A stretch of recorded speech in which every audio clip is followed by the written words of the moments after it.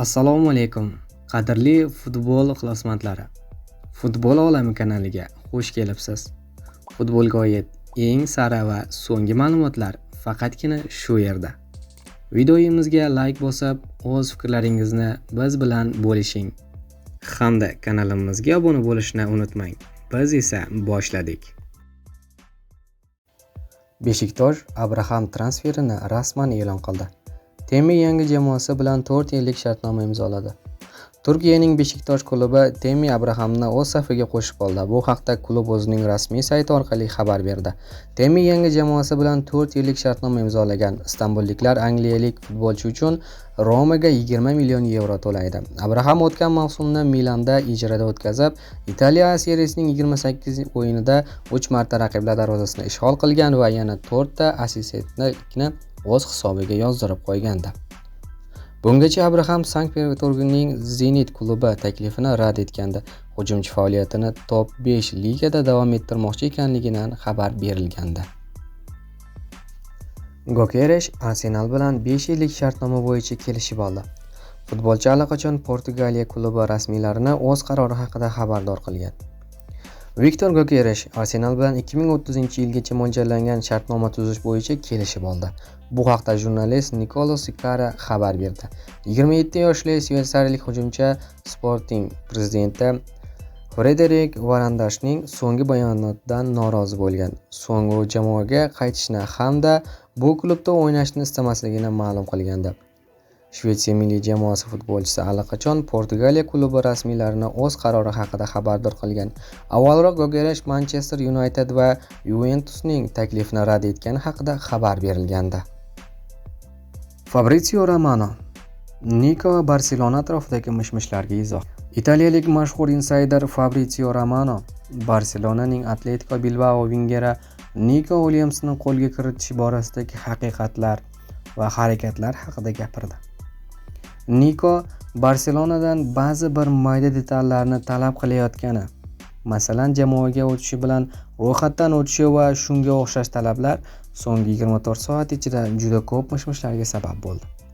Bularga qaramasdan Barselona Niconi qo'lga kiritish uchun faol harakat qilmoqda. Jamoaning maqsadi jiddiy. Barselona va Williams o'rtasida kelishuv amalga oshdi. Shu haftada tovon puli to'lanishi mumkin, dedi Romano o'z postida. Romano Gulierning Realdan Interga o'tish ehtimolini baholadi. Mashhur insayder Fabrizio Romano Interning Realning hujumkor yarim himoyachisi Arda Gulierga qiziqishi haqidagi mishmishlarga izoh berdi. 21 yoshli futbolchi har doim ham Los Blancosning asosiy tarkibiga tushavermaydi. Shuning uchun ham matbuot uning ketishi mumkinligi haqida gapirmoqda.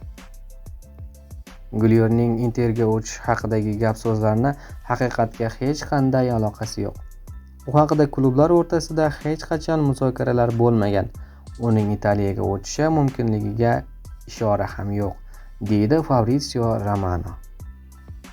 Kim qarshimizda turishidan qat'iy nazar, bugun hal qilishimiz kerak. G'urur bilan maydonga chiqib kurashamiz. Tarixni bugundan yaratamiz. O'zbekiston futbol assotsiatsiyasi matbuot xizmati Jahon chempionati yo'llanmasi uchun Birlashgan Arab Amirliklari va O'zbekiston o'yinida maydonga chiqish oldidan milliy jamoamizning kiyim almashtirish xonasidagi videoni e'lon qildi.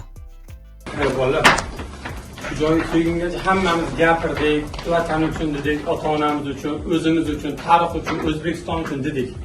Hamma narsa gapirib bo'lindi. Bu o'yinda menimcha gapsiz bugun hamma narsaga nuqta qo'yadigan kunimiz. 3-4 yildan beri birgamiz, hammamiz oilamizdan ko'p bir-birimizni ko'rdik yerda. Davay, oilaligimizni bugun ham ko'rsataylik. O'zbekistonda necha million aholi bizdan kutib o'tirib, 90 ming to'ygandan keyin biz hamcha boshimizni yerga qaratib o'tirishimiz. Bizlar O'zbekistondagi hamma o'zbeklar bugun bayram bo'lishi kerak. Bugun bu qonun kun bo'lib qoladi biz uchun. Hamma miyasiga sig'dirsin. Bugun bu kun tarixda qoladigan kun biz uchun. Faqat plyusga. Bizda bitta o'yin bor. Qatar bilan o'yin kerak emas bizga. Bugun hal qilamiz hamma narsani.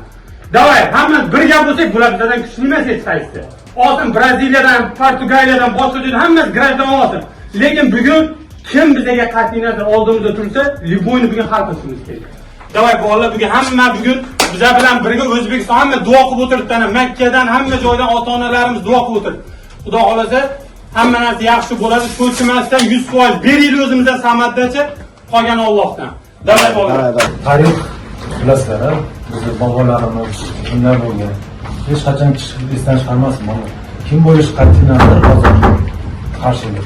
Sizlar o'zbeksizlar mana. G'urur bilan maydonga chiqib kurashinglar. Shunlarni tarixni bugun yaratdik. Va omad bo'ladi. Bir, ikki, uch, o'zbek!